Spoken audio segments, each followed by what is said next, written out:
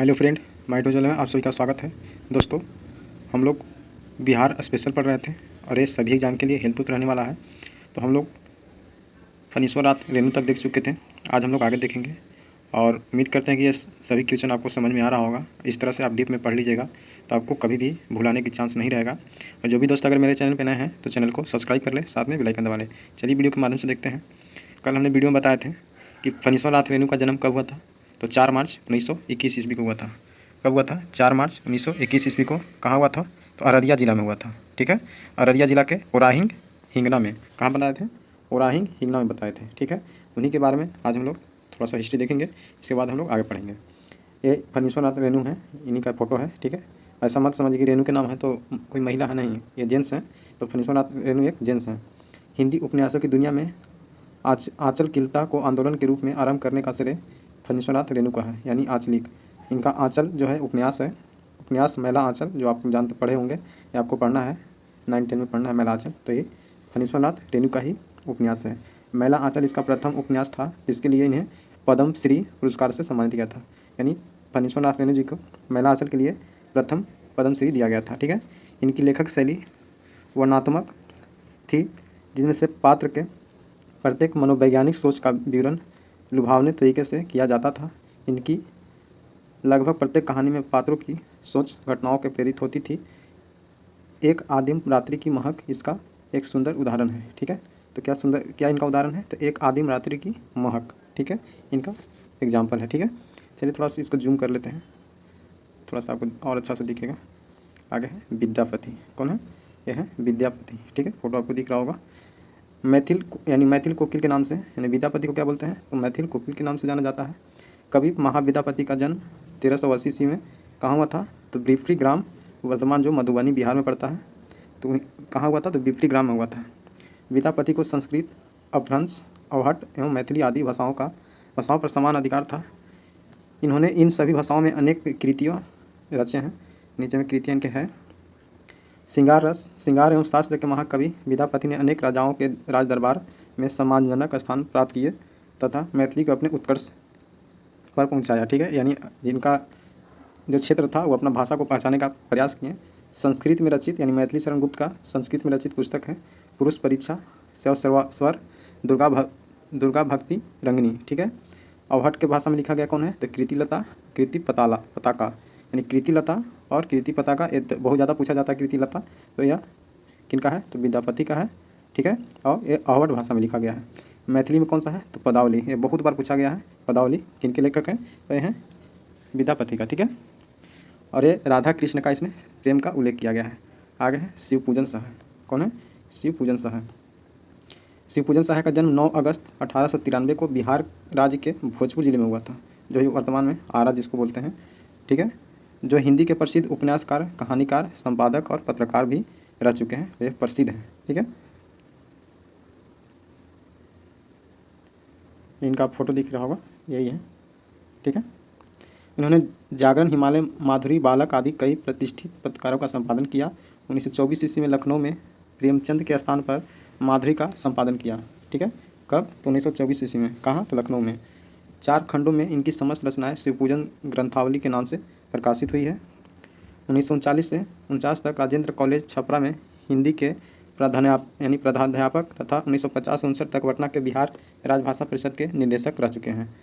उन्हें साहित्य एवं शिक्षा के क्षेत्र में अन्य योगदान के लिए सन 1960 में पद्म भूषण से सम्मानित किया गया है। ठीक है, तो ये पद्म भूषण से भी सम्मानित किया गया है। आगे हैं रामबृछ बेनीपुरी। कौन है? रामबृछ बेनीपुरी। ठीक है, रामबृछ बेनीपुरी का जन्म 23 दिसंबर कितना ईस्वी में? तो 1899 ईस्वी में हुआ था, और यह बिहार के मुजफ्फरपुर जिले में हुआ था। कहाँ हुआ था? मुजफ्फरपुर जिले में स्थित बेनीपुर, यानी इनका बेनीपुर में ही हुआ था, इसीलिए रामबृछ अपना बेनीपुरी के नाम से ही रख दिए थे। ठीक है, अपने नाम पे गांव का भी नाम रख दिए। ठीक है, यानी बेनीपुरी गांव था, गांव के नाम पर ही अपना नाम करा लिए। ठीक है, वे सच्चे देशभक्त थे जिन्होंने भारतीय स्वतंत्रता संग्राम में 8 वर्ष जेल में बिताए हैं, यानी ये 8 साल जेल काट चुके हैं। इनकी प्रसिद्ध गद्य लेखन के क्षेत्र में है, जो एक जाने माने पत्रकार भी थे। इन्होंने कई समाचार पत्रों जैसे युवक 1929 में संपादन किए। इसके अलावा कई राष्ट्रवादी और स्वतंत्रता संग्रामी कार्यों में संलग्न रहे। ठीक है, चलिए इनका बुक रामबृछ बेनीपुरी जी का पुस्तक देखते हैं। माटी की मूर्तें, पतितों के देश, लाल तारा, ये सभी किनके हैं? तो राम वृक्ष बेनीपुरी के हैं। ठीक है, तो माटी के टीले बहुत बार एग्जाम में पूछा गया है। तो अगर आपसे पूछा जाए कि माटी के टीले कितने किनके पुस्तक हैं, तो राम वृक्ष बेनीपुरी का। ठीक है, देखो लाल तारा भी पूछा जाता है बहुत बार।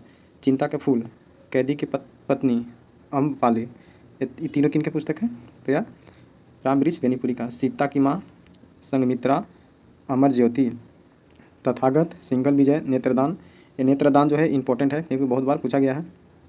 गांव के देवता, न्याय समाज, विजेता, ये मुख्य रूप से राम वृक्ष बेनीपुरी जी का बुक है। ठीक है, जानकी वल्लभ शास्त्री जी, ये महिला हैं, इनको फोटो आपको दिख रहा होगा, जानकी वल्लभ शास्त्री जी हैं, ये महिला, इनको फोटो देख सकते हैं। जानकी वल्लभ शास्त्री जी का जन्म 15 जनवरी 1916 ईस्वी में, जो 1916 में होम रूल की स्थापना किया गया था, बिहार राज्य के गया जिले में हुआ था। तो ये गया के लिए इंपॉर्टेंट है क्योंकि इनका जन्म कहाँ हुआ था? तो गया जिला में हुआ था। किस गांव में हुआ था? तो मैगरा गांव में इनका जन्म हुआ था 15 जनवरी 1916 ईस्वी को। ठीक है, इन्हें हिंदी, अंग्रेजी, संस्कृत, प्राकृतिक, पाली, बांग्ला आदि भाषाओं का ज्ञान था। यानी कितने भाषा बोलते थे? तो टोटल 6 बोलते थे, हिंदी, अंग्रेजी, संस्कृत, प्राकृत, पाली और बांग्ला, ये सही भाषाओं के जानकार थे। कविता के क्षेत्र में इन्होंने कुछ सीमित प्रयोग भी किए और वर्ष 1940 के दशक में कई छंदबद्ध काव्य कथाएँ लिखी जो गाथा नामक उनके संग्रह में संकलित है। ठीक है, इन्होंने बहुत से किताबों का उल्लेख किया। उन्होंने कई काव्य नाटकों की रचना और राधा जैसे महाकाव्य की रचना की, परंतु शास्त्री की सृजनात्मक प्रतिभा अपने सर्वोत्तम रूप से उन्हें गीतों और गज़लों में प्रकट होती थी। ठीक है, इन्हें कई पुरस्कार भी मिल चुके हैं, जैसे बिहार शासन, उत्तर प्रदेश शासन, चैम्बर ऑफ नॉर्थ बिहार पुरस्कार, ये सभी इनको पुस्तक मिल गया है। जानकी वल्लभ शास्त्री जी का पुस्तक है काकली।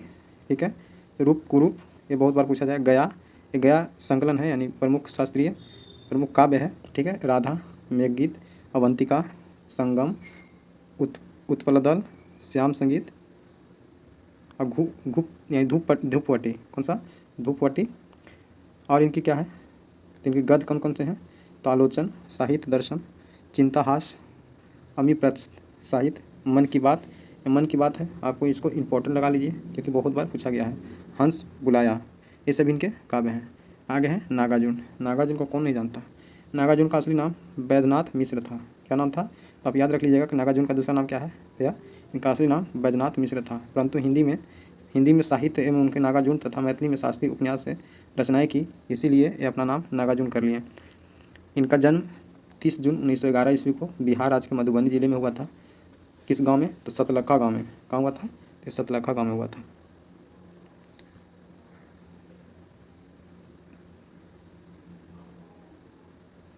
चलिए और देखते हैं।